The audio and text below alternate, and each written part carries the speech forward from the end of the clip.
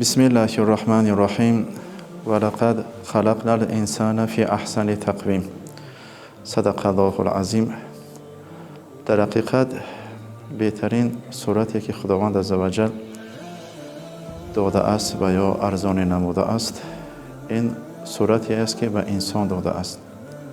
یعنی اینقدر استکارانه و ماهرانه که خداوند عزوجل انسان را آفریده است، دیگر موجودات را چنین نآفریده است. بنابراین انسان را می توان گفت که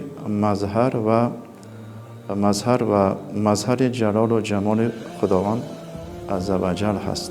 حتی در حدیث آمده است که خداوند عزوجل انسان را بر صورت خود آفریده است. بنابراین اهانت کردن به انسان، این اهانت به خداوند عزوجل محسوب می گردد. اما متاسفانه یکی از مسائل مشکل اجتماعی که امروز، نه اینکه امروز بلکه در هر دور و زمان جامعه بشری را نگران کرده است، این سودای آدمان، یعنی خرید و فروش انسان می باشد. البته این قضیه مسلم است که با زیاد شدن اهالی تعداد جنایت ها هم زیاد می گردد که در رأس این جنایت ها این خرید و فروش انسان و یا سودای آدمان می باشد. البته سودای آدمان این پدیده امروز و دیروز نیست، بلکه از قدیم الایام اشخاص جنایتکاری بودند که اینها به خرید و فروش انسان و سودای آدمان مشغول بودند که همه ساله 500,000 شخص قربان همین سودای آدمان قرار می گیرند.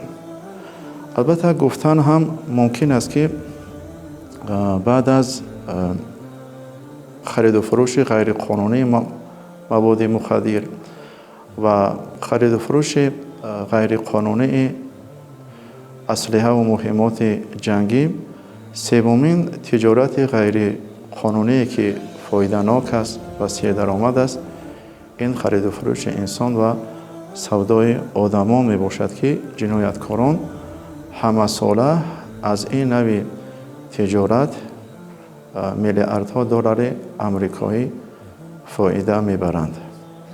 و خرید و فروش انسان تنها خرید و فروش انسان را در بر نمی گیرد. جلب کردن آدمان، سپاریدن آدمان، انتقال دادن آنها و پنهان کردن آنها و اینچنین قبول کردن آنها را نیز در بر می‌گیرد، البته با مقصد استثمار. بنابراین استثمار انواع زیادی دارد. از جمله این شخصی را کار فرمودن یا انسان را کار فرمودن و اجره آنها را ندادن، این هم عمل زشتی محسوب می‌گردد، چون در حدیث قدسی آمده است که خداوند عزوجل می‌فرمایند که من با 3 کس در روز قیامت خصومت دارم، یعنی خصومت میکنم، که یکی از آنها رجل استاجر اجیرا فاستوفی منه فلم یؤته اجره، یعنی مرد هست یا شخصی است که شخصی را به اجاره میگیرد، کار میفرماید و اما مزد او را نمیدهد. بعد از آن که همان کار را از او به پرگی میگیرد، مزد او را نمیدهد.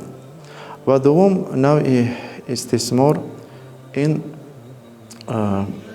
خرید و فروش اعضای بدن هست. متاسفانه از کمیزاعتی یا از قشاقی یا از زندگی بدمعیشی بعضی عائله ها، بعضی گروه های جنایتکار سوء استفاده میبرند و اعضای بدن آنها را با هر راه ها خلاصه با نرخ ارزان میخرند و گرفته به دیگران با نرخ گران میفروشند. و سوم نوع استثمار این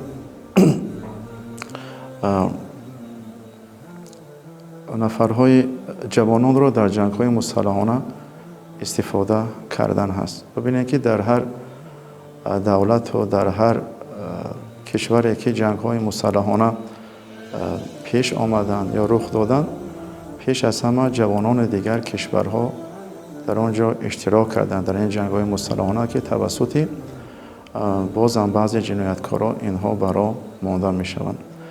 و یکی از نوع‌های استثمار این به طور مجبوری شوهر دادن دختران می باشد. برای که از دیدگاه شریعت مقدس اسلام، از دیدگاه فقه حضرت امام ابو حنیفه رحمه الله، دختران را به طور مجبوری به ازدواج دادن، یعنی عائله دار کردن، این عمل زشتی است، چنانچه در حدیث آمده است که البکر تستاجر فی نفسها، یعنی دختر از خودش پرسیده می شود در مسئله عائله بنیاد کردنش که به کی داده شود. بنابراین در نزد پیامبر صلی الله علیه و آله می آید و میگوید که رسول خدا، مرا پدرم به عقد نکاح پسر عمکم در آورده است، آیا این حق را دارد؟ پیامبر صلی الله علیه و آله فرمودند که نه. این زن گفت که رسول گرامی، اگر چنده که من اجازه دادم همین نکاح پسر عمکم را، اما این از شما این را پرسیدم تا اینکه بدانم که همین سرپرستانی که پدران در مسئله ازدواج دختران حق ندارند که به طور اجباری آنها را به کسی بدهند. بنابراین دوستان گرامی، البته روز به روز بازم انواع یا اشکال، یک شکل‌های گوناگون سودای آدمان و خرید و فروش غیر قانونی انسان روز به روز زیاد شده است. حتی همه ساله 9 میلیون نفر قربان همین پدیده نامطلوب گردیده ایستاده است. برای جلوگیری از این جامعه بشری را ضرور است، لازم است که همه در همکاری همدیگر و تحت شعار تعاونوا علی البر و التقوی و لا تعاونوا علی الاثم و العدوان می توانند که صف این جنایتکاری را از این صف جنایتکاری جلوگیری کنند و یا حداقل تجارت این نوع جنایت غیر قانونی که سودای آدمان را کاسته گردانند.